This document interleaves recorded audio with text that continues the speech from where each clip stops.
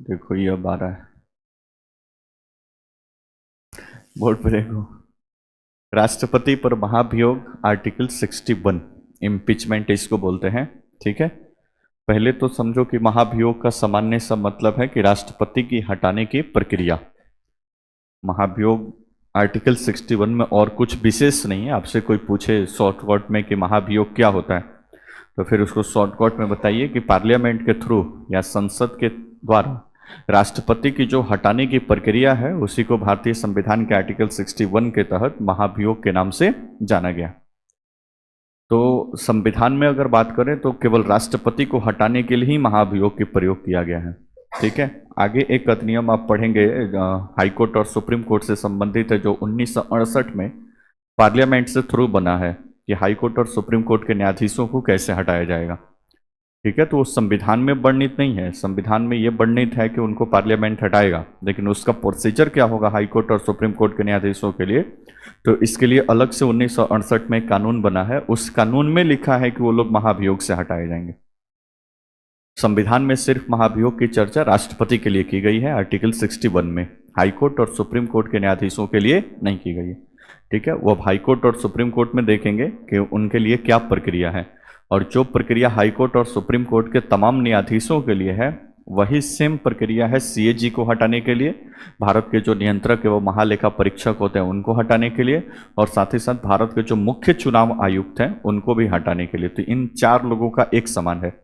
Chief election commissioner जो भारत का मुख्य निर्वाचन आयुक्त है, CAG controller editor general of India, और भारत सुप्रीम कोर्ट के जितने सारे न्यायाधीश हैं, चाहे मुख्य न्यायाधीश हो चाहे अन्य न्यायाधीश हो, और पूरे भारत में जितने हाई कोर्ट के मुख्य न्यायाधीश और अन्य न्यायाधीश हैं, तो इन चारों को हटाने की प्रक्रिया अलग है। इनको भी सामान्यतः महाभियोग कह दिया जाता है, लेकिन संविधान के थ्रू नहीं, इनके लिए अलग से एक कानून है। 1968 में बना है वो कानून पार्लियामेंट से, वहां पे इनके लिए महाभियोग की चर्चा की गई है। आर्टिकल 61 में संविधान में सिर्फ राष्ट्रपति को हटाने की जो प्रक्रिया है पार्लियामेंट के थ्रू, उसमें महाभियोग की बात किया गया है। यहाँ तक कोई समस्या? नो समस्या। परंतु राष्ट्रपति पर जो महाभियोग की प्रक्रिया है उसके मतलब पारित होने की प्रक्रिया, और फिर जो सुप्रीम कोर्ट हाई कोर्ट के न्यायाधीश से, लाइट भी चालू कर दो, सुप्रीम कोर्ट हाई कोर्ट के न्यायाधीश से उनकी पारित होने की प्रक्रिया, दोनों में अंतर है। राष्ट्रपति के हटाने के लिए सुप्रीम कोर्ट के पार्लियामेंट के दोनों सदनों के कुल सदस्यों का 2/3 चाहिए, यानी विशेष बहुमत चाहिए। विशेष बहुमत में जो तीसरा प्रकार होता है कि कुल सदस्यों का 2/3, वो यहाँ पे इस्तेमाल होता है। जबकि हाई कोर्ट और सुप्रीम कोर्ट के न्यायाधीश को हटाने के लिए पार्लियामेंट से जो प्रस्ताव पारित होता है उसमें विशेष बहुमत का दूसरा प्रकार इस्तेमाल होता है। उपस्थित एवं मतदान करने वाले सदस्यों का 2/3 जो 50% से भी क्या हो, अधिक हो, तो उनकी प्रक्रिया अलग है और राष्ट्रपति की प्रक्रिया अलग है। राष्ट्रपति के महाभियोग के लिए जो प्रक्रिया अपनाई जाती है वो सिर्फ राष्ट्रपति के लिए ही है, कहीं और इसकी चर्चा नहीं की गई। कोई दिक्कत पर्सन? तो महाभियोग क्या है? तो राष्ट्रपति को पार्लियामेंट से हटाने की जो प्रक्रिया है उसी को हम इम्पीचमेंट या फिर महाभियोग के नाम से जानते हैं। अब ये पूरा प्रक्रिया कैसे फुलफिल होता है, तो सबसे पहले दो बात दिमाग में रखिए कि राष्ट्रपति को संविधान के उल्लंघन करने पर या संविधान के अतिक्रमण करने पर, दो शब्द एकदम मेंशन है यहाँ पे, संविधान के अतिक्रमण करने पर। ऐसा नहीं कि कभी भी पार्लियामेंट इनको हटाने के लिए प्रस्ताव ला दे, इसमें संविधान में ही ये शब्द मेंशन है कि संविधान के उल्लंघन या अतिक्रमण। अब ये कैसे होगा? मान लीजिए कि आर्टिकल 74 में लिखा हुआ है कि राष्ट्रपति अपना जितना काम करेगा प्राइम मिनिस्टर और मंत्रिपरिषद के सलाह से करेगा, और राष्ट्रपति प्राइम मिनिस्टर और मंत्रिपरिषद के सलाह से नहीं करता है तो संविधान का उल्लंघन कर रहा है। बोलो ना जैसे। तो इस स्थिति में संविधान के उल्लंघन करने या संविधान का अतिक्रमण करने की स्थिति में उसको महाभियोग चलाकर किसके द्वारा? संसद द्वारा हटाया जा सकता है। दिक्कत परसेंट ध्यान रखें कि राष्ट्रपति के इलेक्शन या चुनाव में राज्य विधानसभा के सदस्य शामिल होते हैं, एमएलए जो भी हैं, लेकिन राष्ट्रपति की हटाने की प्रक्रिया में राज्य सरकार की कोई भूमिका नहीं है, यानी स्टेट लेजिस्लेचर की कोई भूमिका नहीं है। मतलब राष्ट्रपति को चुनाव में वोट तो वो करते हैं, लेकिन राष्ट्रपति पर जब महाभियोग लगेगा और उनको प्रक्रिया हटाने की चल रही होगी तो उस समय स्टेट का कोई यहाँ पे मतलब दखल अंदाजी नहीं है, या स्टेट को कोई पावर नहीं है। मतलब राष्ट्रपति को हटाने के लिए किसी भी एमपी को एमएलए को यहाँ पे आवश्यकता नहीं। पहली बात। दूसरी बात, राष्ट्रपति के निर्वाचन में लोकसभा और राज्यसभा के सिर्फ निर्वाचित सदस्य भाग लिए थे, लेकिन जब हटाने की प्रक्रिया पार्लियामेंट से फुलफिल की जाएगी तो इसमें निर्वाचित प्लस मनोनीत दोनों सदस्य इसमें क्या करेंगे, पार्टिसिपेट करेंगे। मतलब जब वोटिंग होगा तो निर्वाचित तो वोटिंग करेंगे ही, साथ ही साथ मनोनीत जो सदस्य हैं वो भी इसमें क्या करेंगे, वोटिंग करेंगे। यहां तक कोई समस्या? अब इसमें सदस्यों की संख्या है कितना, 543। कहां पे, लोकसभा में। और राज्यसभा में 233 लोग हैं निर्वाचित और 12 लोग हैं क्या, मनोनीत। अभी बोले हैं कि इनको हटाने के लिए दोनों का अब क्या, दोनों इसमें शामिल होंगे, निर्वाचित भी और मनोनीत भी, जबकि इलेक्शन में सिर्फ कौन शामिल हुए थे, निर्वाचित शामिल हुए। यहां तक कोई दिक्कत? अब आगे प्रक्रिया कैसे फुलफिल होगा बोर्ड पे देखिए। अब राष्ट्रपति पर जब महाभियोग का प्रस्ताव आ जाएगा तो महाभियोग का प्रस्ताव आने के बाद जिस भी, अच्छा पहली बात तो कि राष्ट्रपति पर महाभियोग की प्रक्रिया दोनों सदन में से किसी भी सदन में प्रारंभ की जा सकती है। चाहे तो लोकसभा में अगर ये प्रस्ताव आए तो लोकसभा से इसको प्रारंभ माना जाएगा, और चाहे तो ये प्रस्ताव कहां पे आ सकता है, राज्यसभा में भी आ सकता है। इसका मतलब समझे, मतलब राष्ट्रपति के हटाने की जो प्रक्रिया है वो लोकसभा से भी आरंभ हो सकती है और राज्यसभा से भी आरंभ हो सकती है। जिस भी सदन में आएगा उस सदन में कार्रवाई को आगे बढ़ने के, मतलब उसको पार्लियामेंट में इंट्रोड्यूस करने के लिए जिस भी सदन में लाया जाएगा उस सदन के 1/4 सदस्यों का उस पर क्या होना चाहिए, हस्ताक्षर होना चाहिए, तब वो पार्लियामेंट में क्या होगा, इंट्रोड्यूस होगा।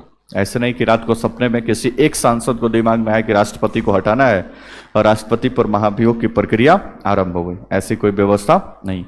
जिस भी सदन में आएगा उसके 1/4 सदस्यों का उस पर क्या होना चाहिए, हस्ताक्षर होना चाहिए। तो 543 का 1/4 करेंगे तो ये लगभग आ जाएगा 4 एकम 4, 4 तिया 12, एक इधर था 133, 134 जो भी आ पाए तो इतना आ जाएगा। कोई दिक्कत पर्सन? 6 होगा, 4 एकम 4, एक इधर जाएगा 4 तिया 12 और 4 पचे 20, लगभग 135। तो अगर ये प्रस्ताव लोकसभा में आता है तो इस प्रस्ताव पे कम से कम 135 लोकसभा सदस्यों का हस्ताक्षर होगा, तभी इस पे लोकसभा में चर्चा इस पे प्रारंभ हो सकती है। यहां तक कोई दिक्कत पड़ सकती। अगर यही प्रस्ताव राज्यसभा में आता तो राज्यसभा में टोटल सदस्यों की संख्या अब कितनी हो गई, 245। अब 245 का कितना, 1/4, 245 का 1/4 करेंगे तो ये हो जाएगा 61 लगभग। अगर ये प्रस्ताव राज्यसभा में आता तो कितने सदस्यों का हस्ताक्षर होना चाहिए, 61। अगर ये लोकसभा में आएगा तो टोटल सदस्यों का कितना, 1/4। तो संख्या नहीं दिमाग में रखना है, कुल सदस्यों का 1/4। जब तक उस पर हस्ताक्षर नहीं होगा तब तक ये प्रस्ताव वहां पे इंट्रोड्यूस नहीं किया जाएगा या प्रस्ताव को नहीं लाया जा सकता। यहां तक कोई समस्या? अब मान लो कि 1/, यहां से प्रक्रिया आरंभ होता है, 1/4 सदस्यों का हस्ताक्षर लग गया, कोई दिक्कत परेशानी? हस्ताक्षर लगने के बाद अब ये प्रस्ताव लोकसभा में इंट्रोड्यूस किया गया, अब इसकी सूचना राष्ट्रपति को दी जाएगी 14 दिन पहले। अब लोकसभा में आने के 14 दिन पहले इसकी सूचना किसको दी जाएगी, राष्ट्रपति को, कि आपके खिलाफ ये महाभियोग का प्रस्ताव आया है, आप अपने पक्ष में कुछ विचार रखना चाहते हैं, क्योंकि उन पर आरोप लगा है ना संविधान का अतिक्रमण और संविधान के उल्लंघन का। अब आपको अपने पक्ष में कुछ कहना है तो आकर अपना 14 दिन का समय है, आप आकर अपना विचार रख दीजिए, या अपना जो भी डिफेंस में बातें बोलनी है उस बात को यहाँ पे रखिए। तो 14 दिन पहले नोटिस इसको दिया जाता है संबंधित व्यक्ति यानी राष्ट्रपति को। यहाँ तक कोई दिक्कत? राष्ट्रपति जवाब दे या न दे, 14 दिन जैसे ही पूरा होगा या प्रक्रिया आगे बढ़ेगी तो फिर ये लोकसभा में चर्चा होगा। कोई दिक्कत परेशानी? चर्चा होने के बाद से ये लोकसभा में पारित होगा। तो लोकसभा में इसको पारित होने के लिए चाहिए टोटल सदस्य कितना है, 543। लोकसभा से इसको पारित होने के लिए विशेष बहुमत का तीसरा प्रकार चाहिए। विशेष बहुमत 3 प्रकार के होते हैं, कुछ लोग अभी भी वीडियो नहीं देखे होंगे क्योंकि उतना मशक्कत ही नहीं किए होंगे, पीछे जाकर उसको ढूंढ कर देखें। ठीक है। तो लोकसभा विशेष बहुमत तीन प्रकार का होता है। पहला होता है उपस्थित और मतदान करने वाले सदस्यों का सिंपल 2/3। दूसरा होता है उपस्थित और मतदान करने वाले सदस्यों का 2/3, साथ ही साथ टोटल सदस्यों का बहुमत। एक तीसरा सबसे मतलब ज्यादा टफ होता है, टोटल सदस्यों का 2/3। और राष्ट्रपति पर महाभियोग के लिए यही इस्तेमाल होता है, कुल सदस्यों का 2/3। तो 543 का कितना लगेगा? 2/3। ठीक है, ये लगभग 361 या 362 के आसपास जाएगा। यानी राष्ट्रपति को लोकसभा से हटाने का प्रस्ताव कम से कम 362 सदस्यों का जब तक उस पर हस्ताक्षर नहीं होगा तब तक, सॉरी, इस पर वोटिंग नहीं होगा यस में, तब तक ये लोकसभा से पारित नहीं होगा।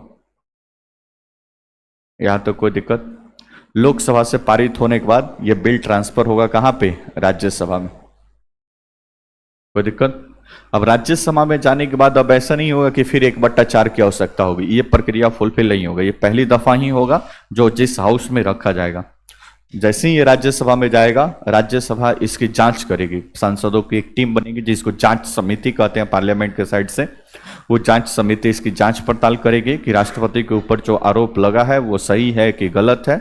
अगर जांच सही पाती है, जांच सही पाने के बाद से ये बिल आ जाएगा फिर राज्यसभा में, और फिर राज्यसभा के सदस्यों के 2/3 से 245 है ये, तो राज्यसभा सदस्यों के 2/3 से ये प्रस्ताव 245 और इसका 2/3 लगेगा, तो ये लगभग आएगा 81, सॉरी 161 आएगा। ये 2/3 से पारित होगा और 161 सदस्य इसके 2/3 इस पे वोटिंग कर दिए यस में, तो ये माना जाएगा कि ये राष्ट्रपति का हटाने का प्रस्ताव राज्यसभा से क्या है? पारित है। और जिस दिन से ये राज्यसभा से पारित होगा उसी दिन से राष्ट्रपति अपने पद को क्या कर देगा? छोड़ देगा। अभी हस्ताक्षर के लिए राष्ट्रपति के पास नहीं जाएगा क्योंकि उनको डिफेंस में बोलने के लिए 14 दिन का मौका दिया गया, और उस दिन से राष्ट्रपति अपना पद क्या कर देगा? छोड़ देगा। यह है पूरा राष्ट्रपति का महाभियोग या राष्ट्रपति को उसके पद से हटाने की प्रक्रिया। ठीक है, जिस संसद के दोनों सदनों में से किसी भी सदन में आ सकता है, जिस भी सदन में आएगा उसके 1/4 सदस्यों का उस पर हस्ताक्षर होना चाहिए और 14 दिन का राष्ट्रपति।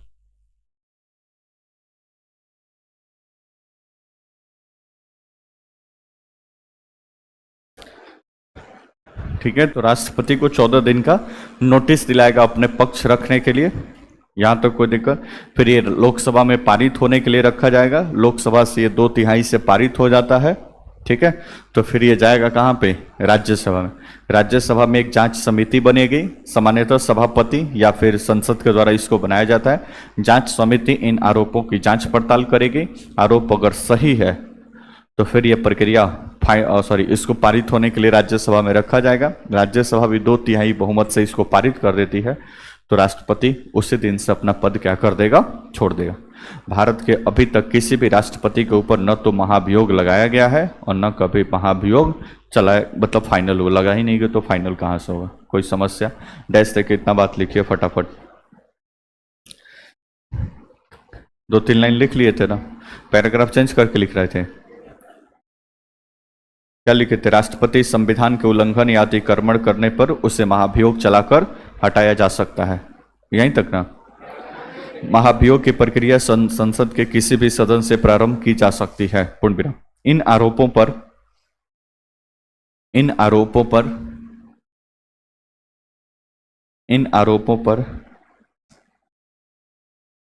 सदन के 1/4 इन आरोपों पर सदन के 1/4 सदस्यों सदन के 1/4 सदस्यों 1/4 सदस्यों ब्रैकेट में लिखिए, जिस सदन में आरोप लगाया गया है।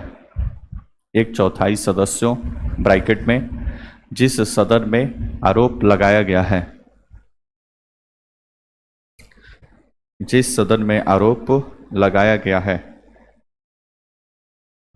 ब्रैकेट बंद, के हस्ताक्षर होने चाहिए। के हस्ताक्षर होने चाहिए।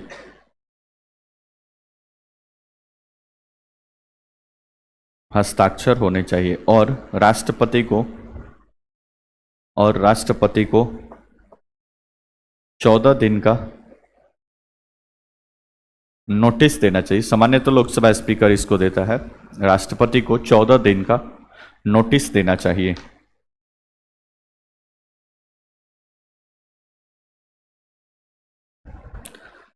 नोटिस देना चाहिए, पूर्ण विराम। उसी में लिखिए महाभियोग का प्रस्ताव,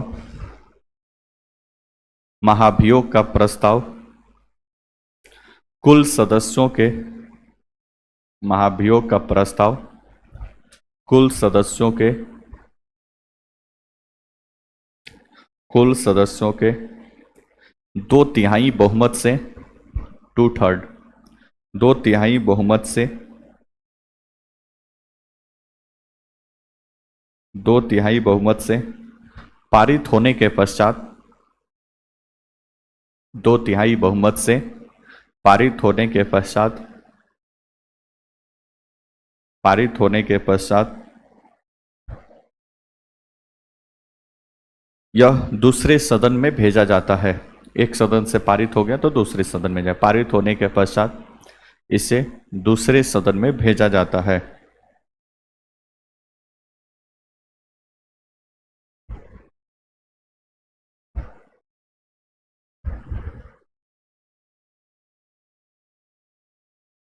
पूर्ण विराम। दूसरा सदन,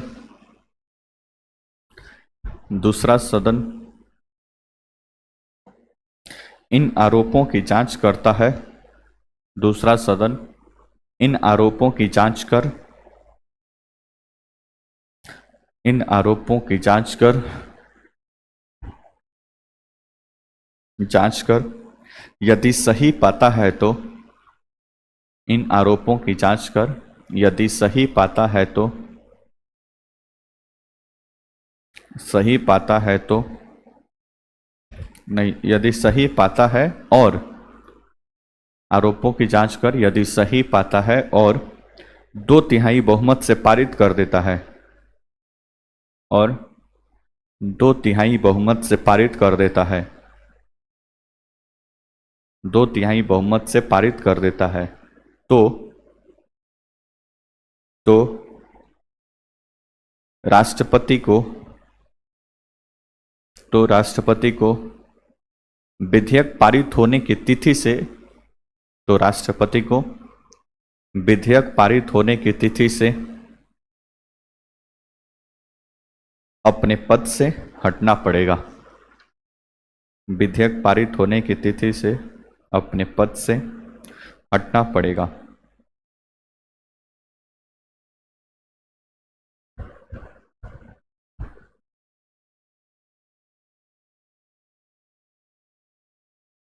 हटना पड़ेगा। पूर्ण विराम। पैराग्राफ चेंज करके लिखे महाभियोग की प्रक्रिया में संसद के सभी सदस्य, महाभियोग की प्रक्रिया में संसद के सभी सदस्य, संसद के सभी सदस्य ब्रैकेट में निर्वाचित प्लस मनोनीत, संसद के सभी सदस्य ब्रैकेट में निर्वाचित प्लस मनोनीत भाग लेते हैं, भाग लेते हैं।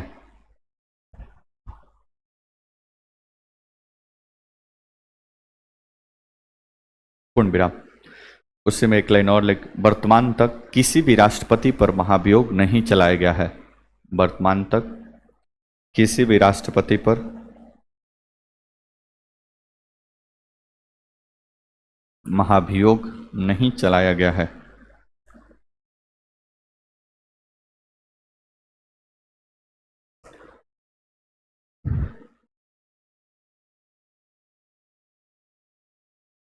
पूर्ण विराम।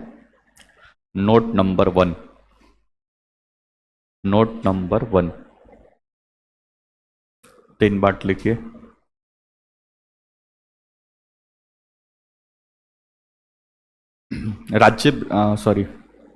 राज्य विधानसभा के सदस्य महाभियोग में भाग नहीं लेते हैं। राज्य विधानसभा के सदस्य महाभियोग में भाग नहीं लेते हैं। भाग नहीं लेते हैं। राज्य विधानसभा के सदस्य एमएलए भाग नहीं लेते हैं, लेकिन चुनाव में भाग लिए थे, पता है आपको। ठीक है, महाभियोग में नहीं लेते। नेक्स्ट नोट नंबर 2, महाभियोग की प्रक्रिया यूएसए से ली गई है, संयुक्त राज्य अमेरिका। महाभियोग की प्रक्रिया यूएसए से ली गई है।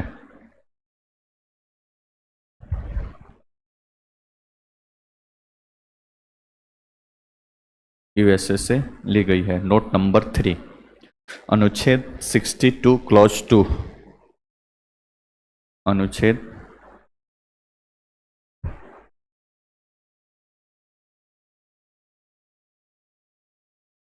62 क्लॉज 2, अनुच्छेद 62 क्लॉज 2 के अनुसार आकस्मिक रिक्ति पर के अनुसार आकस्मिक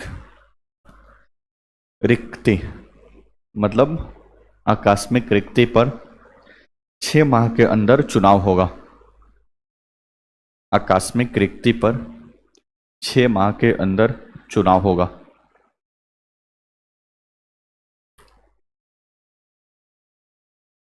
छह माह के अंदर चुनाव होगा। इसका मतलब समझे? बोलो ना जी। मतलब किसी भी वजह से राष्ट्रपति का पद आकस्मिक रिक्त मतलब अचानक खाली हो जाता है, उनकी मृत्यु हो जाए या फिर महाभियोग लगा दिया जाए या अपने पद से त्यागपत्र दे दें, तो कार्यवाहक राष्ट्रपति तो काम करेगा, लेकिन इसके बीच में वो संविधान में ही मेंशन है कि 6 महीने के अंतर्गत इलेक्शन कमीशन जो चुनाव आयोग है वो इनका चुनाव क्या कर लेगा, संपन्न करवा लेगा। कोई दिक्कत परेशानी? ठीक, इस बात को भी दिमाग में आपको रखना है। नेक्स्ट, अब आगे बोर्ड पर देखिए। राष्ट्रपति के चैप्टर में सबसे पहले राष्ट्रपति क्या होता है पद के बारे में समझे। ठीक है, उसके बाद से योग्यता क्या है राष्ट्रपति का, इसके बारे में लिखे। फिर इसका निर्वाचन या चुनाव कैसे होता है, इसके बारे में लिखे। फिर राष्ट्रपति का पूरा चुनाव प्रक्रिया एकल संक्रमणीय पत्ती अप्रत्यक्ष अप्रत्यक्ष मतदान प्रणाली कैसे फुलफिल होता है, उसके बारे में समझे। फिर राष्ट्रपति का चुनाव हो गया तो फिर राष्ट्रपति को शपथ कौन दिलाता है, इसके बारे में समझे। राष्ट्रपति का जब शपथ हो गया तो उसके बाद से हम देखे थे कि 1950 से लेकर और 2025 तक कौन कौन से लोग राष्ट्रपति अभी तक हैं, उसके बारे में। उसके बाद से हम देखें कि राष्ट्रपति का कार्यकाल कितना होता है, वो कितने दिन तक अपने पद पे रहता है, इसके बारे में। उसके बाद से जब कार्यकाल रह गया तो फिर राष्ट्रपति का हटाने की प्रक्रिया, और अभी बात कर रहे थे हम किसके बारे में, महाभियोग के बारे में। ठीक है, इतना सारा समझने के बाद अब हम समझेंगे राष्ट्रपति की कार्य एवं शक्तियां, कि राष्ट्रपति कौन कौन से कार्य करते हैं, उनकी क्या कार्य एवं शक्तियां हैं। कोई दिक्कत परेशानी? तो हेडिंग डालिए नीचे।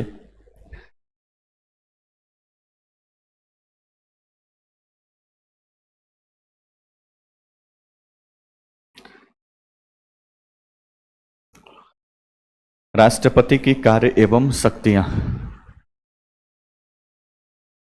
राष्ट्रपति की कार्य एवं शक्तियां।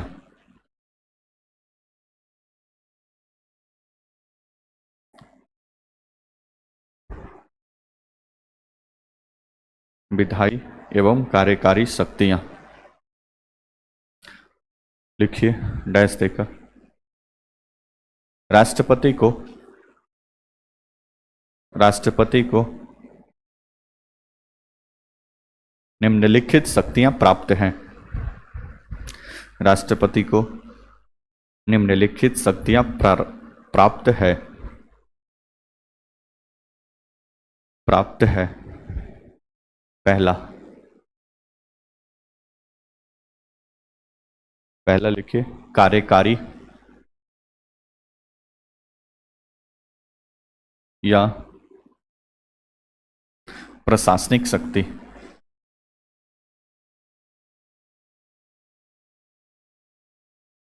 कार्यकारी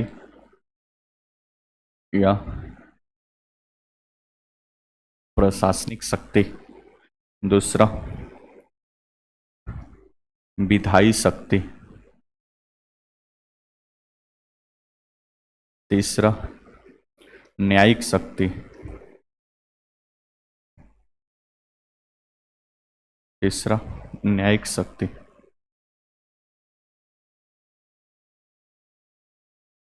चौथा वित्तीय शक्ति,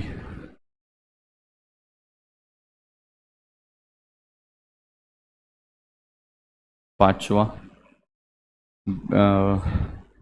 विवेकाधीन शक्ति,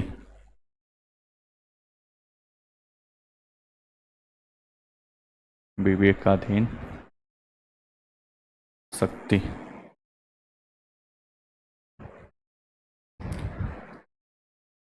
पांचवा सैन्य शक्ति, छठा कूटनीतिज्ञ शक्ति,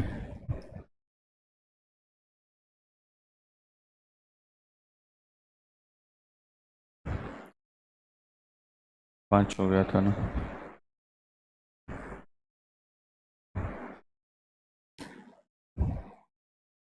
छठा, सातवां, आठवां, एक और है आपका आपातकालीन शक्ति।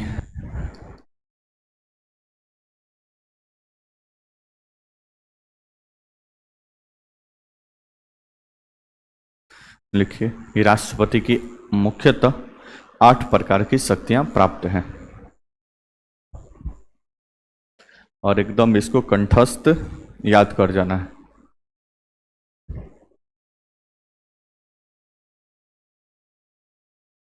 हो गया? बोर्ड पे देखिए। अब ये जो 5 शक्तियां हैं, 5, ये दिख रहा है कौन कौन?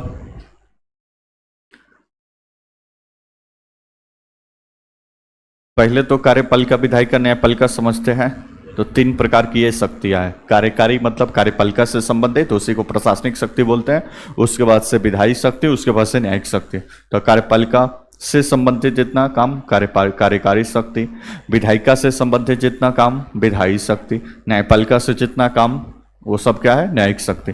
रुपया पैसा से संबंधित जो भी होगा वो वित्तीय शक्ति। ठीक है। विवेकाधीन, कुछ मामलों में राष्ट्रपति को अपने विवेक के आधार पर काम करने की मतलब पावर दिया गया है, तो उसको बोलेंगे हम विवेकाधीन शक्ति। तो कार्यपालिका, विधायिका, न्यायपालिका, वित्त और विवेकाधीन शक्ति, ये 5 प्रकार की शक्ति है जो राष्ट्रपति को भी मिला हुआ है, राष्ट्रपति को भी, और यही सेम राज्य में किसको मिला हुआ है? राज्यपाल को।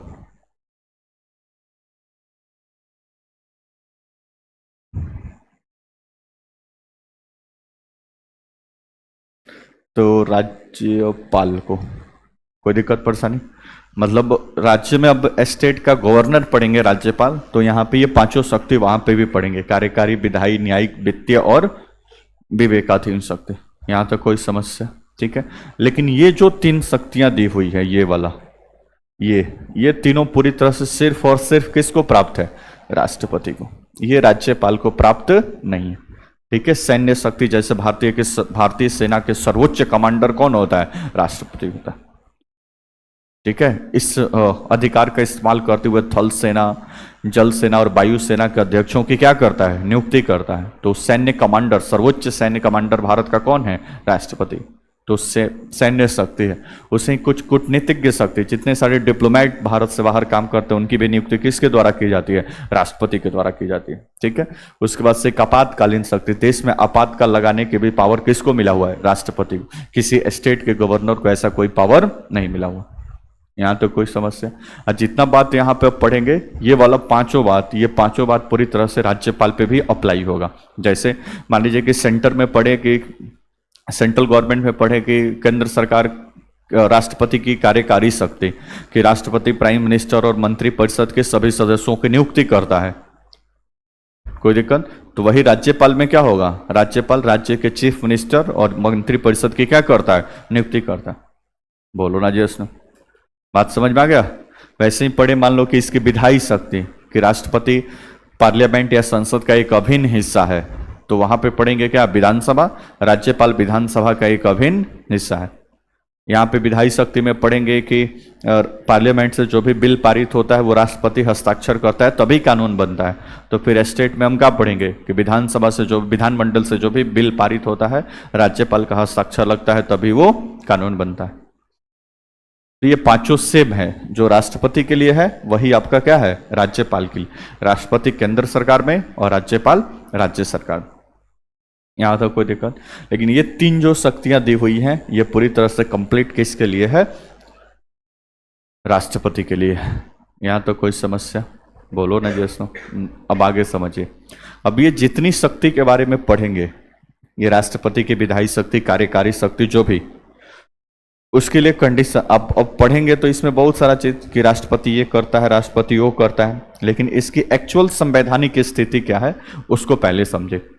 जैसे आगे पढ़ेंगे कि राष्ट्रपति क्या है, निर्वाचन आयुक्त ये सब की नियुक्ति करता है, ठीक है, सुप्रीम कोर्ट के न्यायाधीशों की नियुक्ति करता है, ये सारा बात पढ़ेंगे, ठीक है। तो ये सब कैसे होता है, तो आर्टिकल्स, एक पीछे भी इसके आर्टिकल की चर्चा हुई है, अनुच्छेद 74।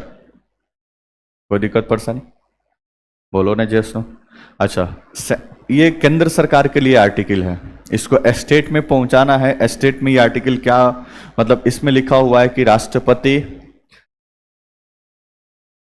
अपना जितना भी काम करेगा, ठीक है, वो प्राइम मिनिस्टर एवं मंत्रिपरिषद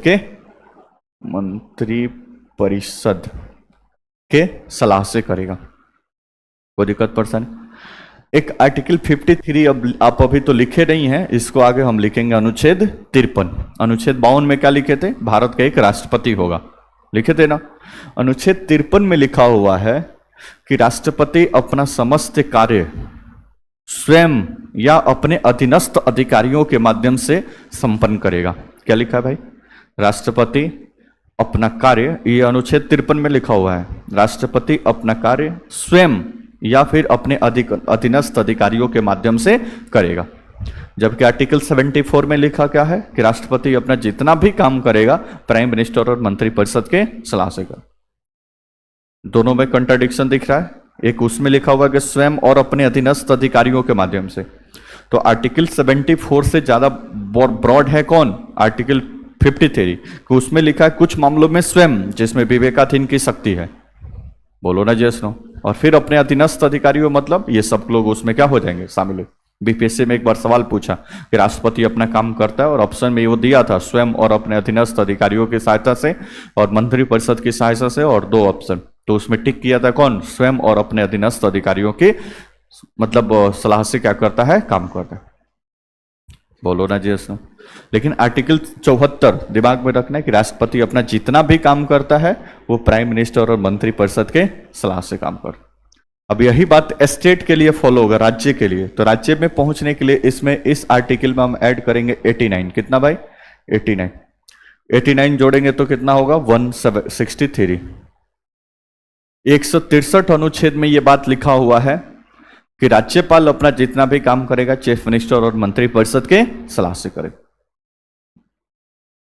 तो स्टेट के कार्यपालिका से संबंधित या विधायिका से संबंधित जो भी आर्टिकल है इसमें 89 जोड़ेंगे, तो सॉरी सेंटर का, उसमें 89 89 आप जोड़ेंगे तो आप पहुंच जाएंगे कहां पे, स्टेट में, राज्य में, बोलो ना जैसे। जैसे यहाँ पे आर्टिकल 74 में मंत्रिपरिषद के बारे में दिया हुआ है, वैसे ही आप आगे बढ़ेंगे तो महान्यायवादी वगैरह जो पढ़ेंगे तो फिर वो जोड़ेंगे तो फिर कहाँ चला जाएगा, महाधिवक्ता, स्टेट महाधिवक्ता के पास चल। एक छोटा सा ट्रिक है, बस इसको दिमाग में रखिएगा, कभी स्टेट गवर्नमेंट पे जाना हो तो ये जोड़कर पहुंच सकते हैं। यहां तक कोई दिक्कत, बोलो ना जैसो। तो अनुच्छेद 74 के अनुसार प्राइम मिनिस्टर और मंत्रिपरिषद की सलाह से काम करता है। तो आगे जितना भी पढ़ेंगे कि राष्ट्रपति ओबीसी के अध्यक्ष की नियुक्ति करता है, एससी एसटी कमीशन के अध्यक्ष की नियुक्ति करता है, राष्ट्रीय महिला आयोग के अध्यक्ष की नियुक्ति करता है, सीएजी की नियुक्ति करता है, चीफ इलेक्शन कमिश्नर की नियुक्ति करता है, सुप्रीम कोर्ट और हाई कोर्ट के न्यायाधीशों की नियुक्ति करता है, सब करता है, लेकिन प्राइम मिनिस्टर और मंत्रिपरिषद के सलाह से। बात समझ में आ गया? तो इस बात को आगे पढ़ेंगे कि राष्ट्रपति दोनों सदनों से पारित होकर जाता है तो राष्ट्रपति हस्ताक्षर करता है, तो वो भी सब किसके सलाह से, प्राइम मिनिस्टर और मंत्रिपरिषद के सलाह से। कोई समस्या? अब ये बात मेंशन नहीं था कि प्राइम मिनिस्टर और संविधान लागू हुआ तो अनुच्छेद 74 में लिखा हुआ था कि आर्टिकल 53 राष्ट्रपति स्वयं या फिर अपने अधीनस्थ अधिकारियों के माध्यम से करेगा, और आर्टिकल 74 में लिखा था कि राष्ट्रपति मंत्रिपरिषद और प्राइम मिनिस्टर के सलाह से काम करेगा, लेकिन ये फिक्स नहीं लिखा था कि अगर सलाह से न काम करे तो क्या होगा, क्या हमेशा सलाह मानने के लिए बाध्य है या कभी कभी उसको नहीं भी मान सकता, ये तो क्लियर ही नहीं था संविधान में। बोलो ना जैसे। तो फिर आगे 42वें संविधान संशोधन के द्वारा, याद है 42वां संविधान, मिनी कॉन्स्टिट्यूशन भी इसको बोला जाता है, 42वें संविधान संशोधन अधिनियम 1976। इंदिरा गांधी प्राइम मिनिस्टर थी, इमरजेंसी लागू था, और 42वें संविधान संशोधन 1976 के माध्यम से संविधान में ही ये बात लिखवा दी कि राष्ट्रपति अब से जितना भी कार्य होगा वो प्राइम मिनिस्टर और मंत्रिपरिषद की सलाह से ही करेगा। हमें समझा दिया, हमें समझिए। तो 1976 में इस बात को ऐड कर दिया गया कि राष्ट्रपति जो भी अपना काम करेगा वो प्राइम मिनिस्टर और मंत्रिपरिषद के सलाह से काम करेगा। यहां तो कोई समस्या। फिर आगे चलकर 44वां संविधान संशोधन हुआ, 44वां संविधान संशोधन अधिनियम 1978। 44वां संविधान संशोधन हुआ और इसको ठीक किया गया, और 44वें संविधान संशोधन में यह बात लिखा गया, इसमें क्या किया गया था कि राष्ट्रपति अपना जितना भी काम करेगा मंत्रिपरिषद के सलाह से ही करेगा, उसमें इधर उधर नहीं कर सकता। लेकिन 44वें संविधान संशोधन 1978 के द्वारा यह व्यवस्था दिया गया कि यद्यपि राष्ट्रपति मंत्रिपरिषद और प्राइम मिनिस्टर और मंत्रिपरिषद के सलाह से ही काम करेगा, परंतु अगर उसको लगे कि सलाह ठीक नहीं है तो वो एक बार और मात्र एक बार दोबारा नहीं, क्या बोले भाई, ओनली वन, मात्र एक बार वापस उस सलाह को मंत्रिपरिषद के लिए पुनर्विचार के लिए वापस भेज देगा। कितना बार? एक बार, दोबारा नहीं। तो वापस वो मंत्रिपरिषद के पास पुनर्विचार के लिए उसको भेज देगा। अगर मंत्रिपरिषद दोबारा उसको भेजती है, दोबारा वही, तब राष्ट्रपति के पास कोई ऑप्शन नहीं है और राष्ट्रपति उस पर अपना हस्ताक्षर करने के लिए बाध्य है, क्योंकि उसमें नहीं है कि दोबारा भी भेज सकता है। बोलो ना जैसो। तो सिर्फ कितना बार? एक बार। जैसे मान लो कि बिहार में गवर्नर की नियुक्ति करना हो, प्राइम मिनिस्टर और मंत्रिपरिषद ने सजेस्ट किया कि ये व्यक्ति को बिहार का राज्यपाल बना दिया जाए। राष्ट्रपति को लगता है कि नहीं, ये व्यक्ति योग्य नहीं है, या फिर जाएगा तो वहां पे अव्यवस्था फैल जाएगा, फला टीम का। उसने बोला मंत्रिपरिषद कि एक बार आप विचार करिए, थोड़ा सा देख सुन कर दोबारा देखिए क्या है। तो सिर्फ एक बार ही भेज सकता है। अगर मंत्रिपरिषद उसी राज्यपाल को रिकमेंड करके दोबारा भेज दे तो फिर राष्ट्रपति के पास कोई ऑप्शन नहीं है, उस पर अपना हस्ताक्षर करना ही करना। बोलो ना जी। तो अनुच्छेद कितना, 74, अभी क्या स्टेटस है? तो मंत्रिपरिषद और प्राइम मिनिस्टर जो भी सलाह देती है तो सलाह राष्ट्रपति के पास जाता है, तो राष्ट्रपति उस पर हस्ताक्षर करता है। अदरवाइज उसको एक बार वापस पुनर्विचार के लिए भेजने की शक्ति प्राप्त है, लेकिन दूसरा बार अगर वहां से जाता है तो राष्ट्रपति उस पर हस्ताक्षर करने के लिए बाध्य है। यहां तो कोई समस्या हो तो बताइए। तभी क्या स्टेटस समझ गए? ठीक है, उसको एक पहले लिख लीजिए, चाहे इसको फिर लास्ट में लिखेंगे, अभी होल्ड कर दीजिए। नेक्स्ट हेडिंग डाल दीजिए, कार्यकारी, राष्ट्रपति की कार्यकारी शक्तियां या कार्यपालिका से संबंधित शक्तियां।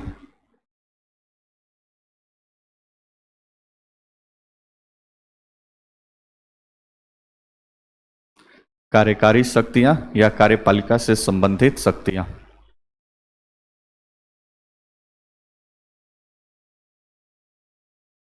कार्यकारी शक्तियां या कार्यपालिका से संबंधित शक्तियां।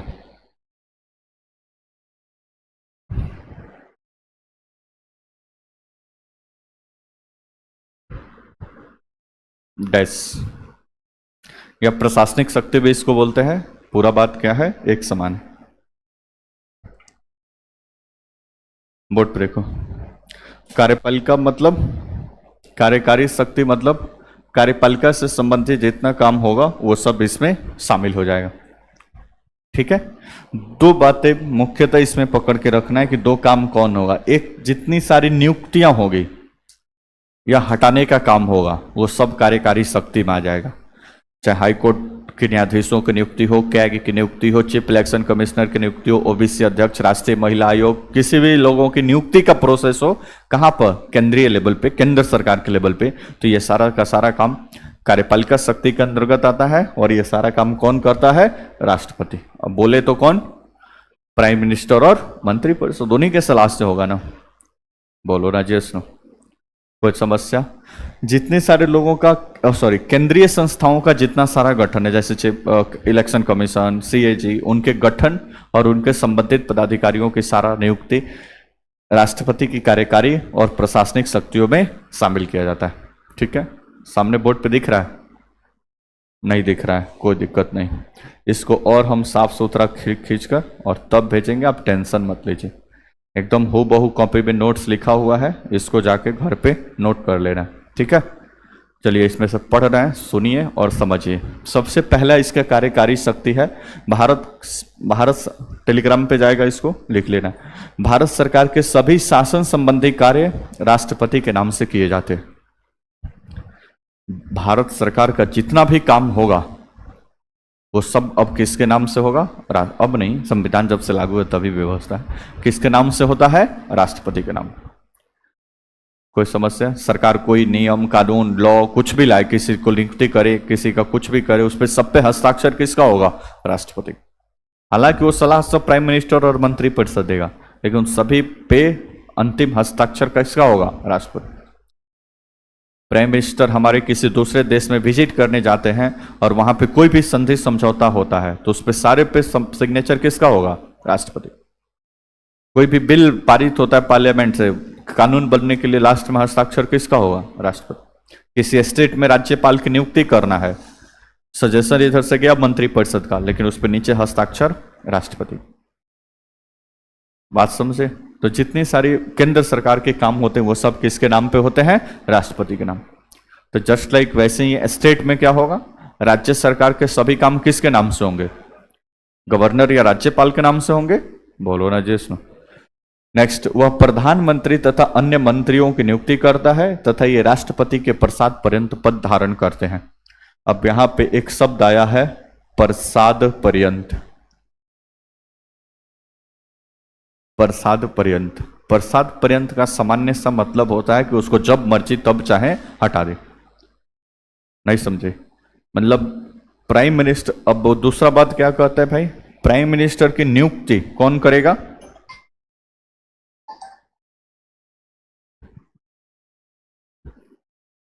प्राइम मिनिस्टर की नियुक्ति कौन करेगा? राष्ट्रपति। कोई दिक्कत परेशानी यहां से? ठीक है। साथ ही साथ अन्य मंत्रियों की जो नियुक्ति होगा, अन्य मंत्री, केंद्र में जो भी मंत्री है, तो प्राइम मिनिस्टर की नियुक्ति करेगा राष्ट्रपति तथा अन्य मंत्रियों की नियुक्ति भी करेगा कौन?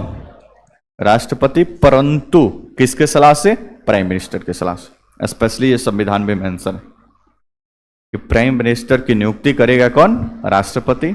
साथ ही साथ प्राइम मिनिस्टर की ही सलाह से अन्य मंत्रियों की नियुक्ति भी कौन करेगा? राष्ट्रपति।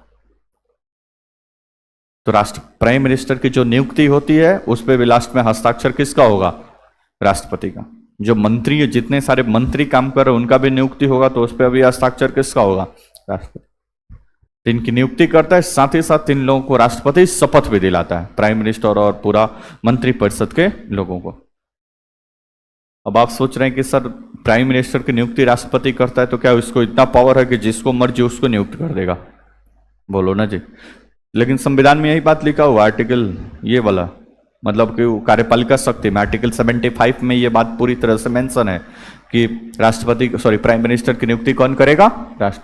लेकिन राष्ट्रपति के पास इतना पावर नहीं है कि वो किसी भी व्यक्ति को प्राइम मिनिस्टर नियुक्त कर दे। राष्ट्रपति उसी व्यक्ति को प्राइम मिनिस्टर नियुक्त करता है जिसका लोकसभा में क्या हो? बहुमत हो। लोकसभा में क्या हो? बहुमत हो। लोकसभा के बहुमत का मतलब कि लोकसभा में टोटल सीट कितना है? 543। बहुमत का मतलब होता है 50% प्लस 1। फिर इसका 50% प्लस 1 करेंगे तो आएगा 272। यानी जिस भी पार्टी के पास या पार्टी के नेता के पास 272 सीट होगा वो बहुमत दल का नेता होगा। बहुमत दल के नेता चुनने के बाद अब वो प्रधानमंत्री के पद पर नियुक्त होने के लिए योग्य है और राष्ट्रपति तब प्रधानमंत्री की क्या करता है? नियुक्ति करता है। हम ही समझा दिए, हम ही समझ लिए। तो मंत्रियों की और प्रधानमंत्री की नियुक्ति करता है, इसका मतलब ये नहीं है कि वो जिसको मर्जी उसको बना देगा, ठीक है। सामान्यतः लोकसभा के बहुमत दल के नेता को ही राष्ट्रपति प्रधानमंत्री के रूप में क्या करता है, नियुक्त करता है। और बाकी प्राइम मिनिस्टर की सलाह से अन्य मंत्रियों की क्या होती है, नियुक्ति होती है। स्पेशली यहाँ पे मेंशन है किसके सलाह से, प्राइम मिनिस्टर। मंत्रिपरिषद के सलाह, क्यों मंत्रिपरिषद अभी बना ही नहीं है। हम ही समझा रहे हैं, हम ही सवाल है। अन्य मंत्रियों की जो नियुक्ति होती है उसको भी राष्ट्रपति करता है, लेकिन इसकी सिफारिश कौन करता है, प्रधानमंत्री, ठीक है, वही बात लिखा हुआ है। नेक्स्ट, वो महान्यायवादी की नियुक्ति करता है कौन, राष्ट्रपति। किसके सलाह से कर रहा होता, सब मंत्रिपरिषद के सलाह से, ठीक है। तथा उनके वेतन आदि का, वेतन भत्ता आदि का निर्धारण करता है। महान्यायवादी भी राष्ट्रपति के प्रसाद पर्यंत कार्य करता है। बोर्ड पर अभी लिखे ऊपर देखे थे कि प्रधानमंत्री राष्ट्रपति प्रधानमंत्री की नियुक्ति करता है और उसके प्रसाद पर्यंत पद धारण करते हैं। तो जैसे ये नियुक्ति करता है, इसका मतलब ये नहीं कि किसी भी व्यक्ति को नियुक्त कर दे। लोकसभा में बहुमत दल के नेता को ही क्या करता है, नियुक्त करता है। वैसे ही प्रसाद पर्यंत का मतलब ये नहीं कि राष्ट्रपति जब मर्जी तब चाहे प्राइम मिनिस्टर को हटा दे। जब तक लोकसभा में प्राइम मिनिस्टर को बहुमत है तब तक राष्ट्रपति नहीं हटाएगा। वो किस कंडीशन में रखा गया है, जब बहुमत समाप्त हो जाए फिर भी राष्ट्रपति अपने पद से न हटे, तब राष्ट्रपति को पावर दिया गया कि राष्ट्रपति उसको पद से क्या कर देगा, हटा देगा। बोलो ना जय नो। ये है अटॉर्नी जनरल ऑफ इंडिया, महान्यायवादी। भारत सरकार के ऊपर जितने केस बनते हैं उसको सब लीगली, केस में भारत सरकार के तरफ से वकील जो पेश होता है उसको बोलते हैं महान्यायवादी, अटॉर्नी जनरल ऑफ इंडिया। कोई दिक्कत परेशानी? अभी इसकी नियुक्ति, इसका वेतन, इसका भत्ता, ये सब कौन निर्धारण करता है, राष्ट्रपति। और ये राष्ट्रपति के प्रसाद पर्यंत, यानी राष्ट्रपति जब मर्जी तब चाहे इसको उसके पद से हटा सकता। बोलो ना जैसो, कोई दिक्कत? राष्ट्रपति हटा सकता है मतलब किसके सलाह से भाई, प्राइम मिनिस्टर और मंत्रिपरिषद के सलाह से। नियुक्ति भी करेगा किसके सलाह से, प्राइम मिनिस्टर और मंत्रिपरिषद के सलाह से। उसको दिमाग में रखना, आर्टिकल 74, राष्ट्रपति का सारा काम प्राइम मिनिस्टर और मंत्रिपरिषद के सलाह से, ठीक है। अब बार बार वो नहीं बोलेंगे कि न्यायवादी की नियुक्ति कर। वह भारत के महानियंत्रक परीक्षक, कैग, मुख्य चुनाव आयुक्त या तथा अन्य चुनाव आयुक्त, 3 लोग होते हैं इलेक्शन कमीशन में, एक मुख्य चुनाव आयुक्त और 2 अन्य चुनाव आयुक्त।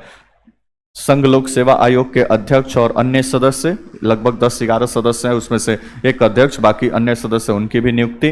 राज्य के राज्यपालों की भी नियुक्ति करता है। वित्त आयोग के अध्यक्ष और सदस्यों की नियुक्ति करता है। तो जितनी सारी सेंट्रल एजेंसी है, इसके अलावा NHRC, CIC, CBC, UPSC, अलग अलग JPSC, सबका अध्यक्षों और सदस्यों के भी क्या करता है, नियुक्ति। केंद्र सरकार के लेवल पे जितनी भी नियुक्ति होता है वो सब के सब कौन करता है, राष्ट्रपति। और बोले तो राष्ट्रपति मतलब प्राइम मिनिस्टर और मंत्रिपरिषद, ठीक है। वह केंद्र से संबंधित कार्यों की जानकारी प्रधानमंत्री से मांग सकता है। केंद्र से संबंधित जो भी कार्यों की जानकारी प्रधानमंत्री से मांग सकते, क्योंकि प्रधानमंत्री मंत्रिपरिषद और राष्ट्रपति के बीच का एक कड़ी है। एक तरफ है मंत्रिपरिषद और दूसरी तरफ है राष्ट्रपति। इन दोनों के बीच को कनेक्ट करने का काम किसका है, प्राइम मिनिस्टर। तो प्राइम मिनिस्टर का तो ये काम है कि मंत्रिपरिषद जो भी डिसीजन ले इसको अवगत करवाए किसको, राष्ट्रपति को। लेकिन कभी भूल जाए तो राष्ट्रपति भी खुद फोन करके पूछ सकते हैं, फोन नहीं मतलब जैसे भी माध्यम हो, कि क्या चल रहा है बताइए। तो केंद्र से संबंधित कार्यों की जानकारी राष्ट्रपति प्राइम मिनिस्टर से मांग सकता है। ये भी राष्ट्रपति को पावर दी गई है, ठीक है। वह अनुसूचित जाति, अनुसूचित जनजाति, अन्य पिछड़ा वर्ग, OBC के लिए एक आयोग की नियुक्ति कर सकता है। वित्त आयोग, अंतर्राज्यीय परिषद, अल्पसंख्यक आयोग, जितने ये कमीशंस होते हैं, OBC आयोग है, SC ST आयोग है, अल्पसंख्यक आयोग है, ये सब आयोग के अध्यक्ष और इनके जितने सारे मेंबर होते हैं उनके भी नियुक्ति कौन करता है, राष्ट्रपति करता है। वह किसी भी क्षेत्र को अनुसूचित क्षेत्र घोषित कर सकता है। राष्ट्रपति को ये भी पावर है। Schedule tribes, schedule caste areas अलग घोषित किया जाता है, वो आगे पढ़ेंगे हम आगे वो अनुसूची 5 में दिया हुआ है शेड्यूल क्षेत्र, तो अभी आ जाएगा। वह केंद्र, राज्य तथा विभिन्न राज्यों के मध्य सहयोग के लिए एक अंतर्राज्यीय परिषद की नियुक्ति करेगा। तो ये भी काम कौन करता है, राष्ट्रपति। तो ये सब राष्ट्रपति की कार्यपालिका या प्रशासनिक शक्ति है। कोई दिक्कत परेशानी? तो इतना सारा काम राष्ट्रपति करता है, कोई समस्या? ठीक है, ये ज़्यादा नहीं है, 1 2 3 पेज जाएगा, बाकी इसमें से कुछ और बातें हैं जो आगे क्लास में उसको लिखवाया जाएगा। तो पहले फिलहाल में 3 गो पेज कल घर से लिख के लाना है, एगो ये है और 2 ये है और ये है, 4 है। चारों का लिख कर आइए, उसके बाद से फिर राष्ट्रपति का वीटो शक्ति और आगे प्रक्रिया जारी रहेगा। कोई समस्या किसी को? ठीक है, तो बिना लिखे उपस्थित मत होइएगा, नहीं तो फिर दिक्कत परेशानी बढ़ जाएगी। ठीक है।